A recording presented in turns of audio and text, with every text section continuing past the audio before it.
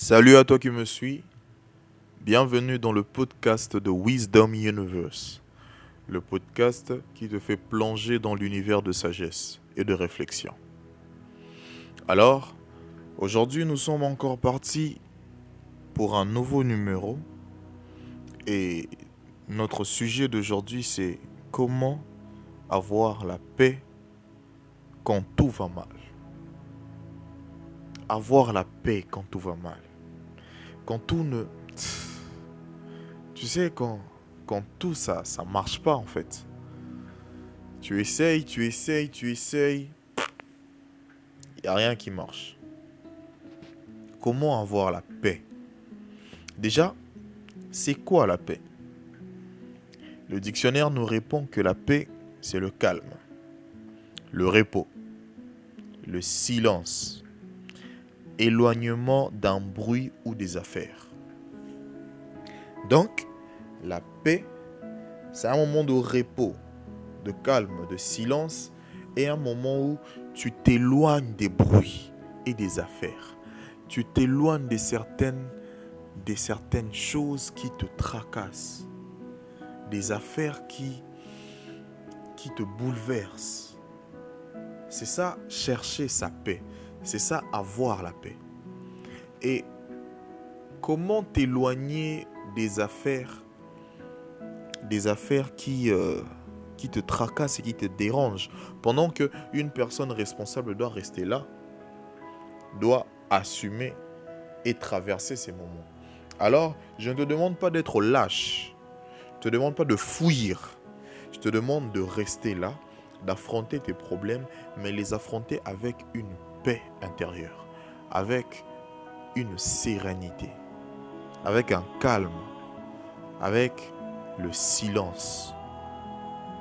Alors, la deuxième définition que le dictionnaire me donne, c'est la tranquillité intérieure qui règne dans un état, dans une famille ou dans la société. Et la tranquillité, c'est ce moment où les vagues ne bougent pas, la mer est apaisée. Donc, tu regardes à des kilomètres à perte de vue, la mer, elle est calme. Comme si la mer, c'était une plaine de sable, bien compactée en fait. C'est ça, quand tout est tranquille. Il n'y a pas de vague qui vient tutuber ton bateau en fait. Il n'y a pas de vague qui vient balloter ton bateau.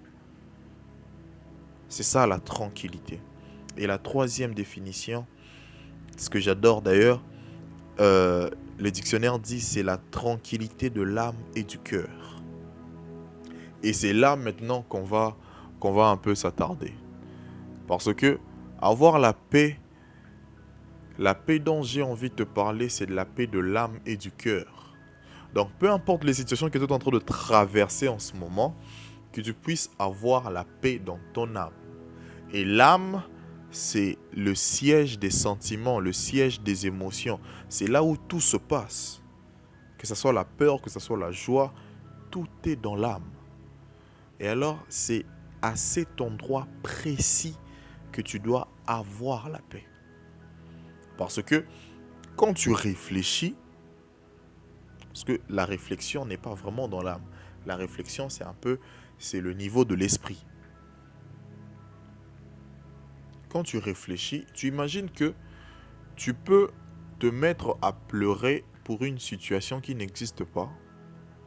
Juste une situation que tu as créée dans ton cerveau, dans ta tête. C'est-à-dire que tu te mets à réfléchir et à imaginer la mort d'un proche et tu pleures. Moi, ça m'est déjà arrivé. Je me suis mis à imaginer la mort d'un membre de ma famille ou d'un ami que j'aime beaucoup. Je me suis mis vraiment à pleurer. Parce que les êtres humains souffrent de deux capacités les plus merveilleuses. Ces capacités sont en fait des facultés. Des facultés, par exemple, la faculté de la mémoire et de l'imagination. C'est les deux meilleures facultés que l'être humain possède et qui pourraient même le différencier des autres êtres que Dieu a créés. Les facultés de l'imagination et de la mémoire. Donc, c'est-à-dire que tu souffres pour quelque chose qui est déjà arrivé, quelque chose qui s'est déjà fait il y a 10 ans, tu en souffres encore jusqu'à aujourd'hui, et quelque chose qui va arriver, que tu imagines, tu en souffres déjà. Tu vois un peu, parce que tout se passe là dans la tête. Quand tu te mets à réfléchir, à imaginer, tu t'imagines déjà comment cette personne, quand elle va mourir, comment tu seras, et tu te mets déjà à pleurer. Et quand tu te mets à ressasser les choses, aïe, aïe, aïe, aïe. Et quand tu réfléchis, ça crée de l'émotion. Et cette émotion-là vient peut-être à un moment où la situation n'est pas telle qu'on l'imagine. Et c'est dans tes émotions. Parce que tu ne peux pas t'empêcher de réfléchir. Ok? Tu ne peux pas t'empêcher de réfléchir. Tu ne peux pas t'empêcher d'imaginer et tu ne peux pas t'empêcher de te souvenir. Mais tu dois maintenant installer une paix intérieure dans ton âme. C'est cette paix qui va t'aider. Ok? Cette paix va t'aider à mieux gérer tes émotions. Que ça soit en cas d'imagination ou de souvenir. Que ça soit même en cas de la situation est vraiment réelle là devant toi. Mais que tu puisses avoir la paix. Cette paix intérieure qui te permet à être serein, à être sereine. Et quand je regardais encore le dictionnaire, je suis descendu un peu plus bas, toujours dans la paix. Je suis allé jusqu'au point des synonymes. C'est là que je trouve 2 synonymes que j'ai vraiment aimés. Le premier, c'est le concorde. Le synonyme de la paix, c'est le concorde. Donc, c'est-à-dire que tout est en concordance. Donc, c'est-à-dire qu'une personne qui a la paix, c'est une personne qui, quand ton âme est en paix, même ton corps réagit par rapport à cette paix. Une personne qui a la paix n'est pas une personne impulsive. Tu ne réagis pas comme si, non. Tu vois, parce que tu es en copie conforme avec ton âme. Tu vois? Et le deuxième synonyme, c'est que la paix est un pacte. Donc, tu signes un pacte. Alors, qui signe un pacte fait un choix. Alors, la paix est un choix. Avoir la paix, c'est un choix. Ok? Tu dois choisir d'être en paix. C'est d'ailleurs la chose que tu dois chercher même le plus que chercher l'argent. Tu vois un peu? Parce que beaucoup de gens cherchent de l'argent. Pourquoi? Ok? En essayant d'avoir la paix et la tranquillité derrière ce que l'argent va te procurer. Derrière le bonheur que tu auras juste après ça. Ok? Donc en fait, chaque être humain dans ce monde est à la recherche d'une paix. Ok? Alors, tu dois faire un pacte. Tu dois te dire que désormais, peu importe les problèmes, peu importe la situation, la première des choses que je vais chercher à savoir, est-ce que je suis en paix dans cette relation? Est-ce que je suis en paix dans cette situation? Est-ce que je suis en paix dans ce boulot? Est-ce que je suis en paix dans cette communauté? Etc. etc. Si tu arrives à te répondre à cette question, crois-moi, la paix sera ton partage.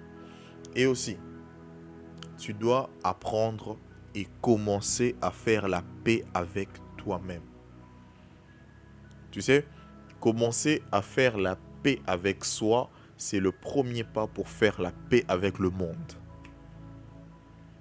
Si tu sais déjà comment faire la paix avec toi-même, tu sauras comment faire la paix avec le monde. Comprends le monde et tu seras en paix avec tout le monde.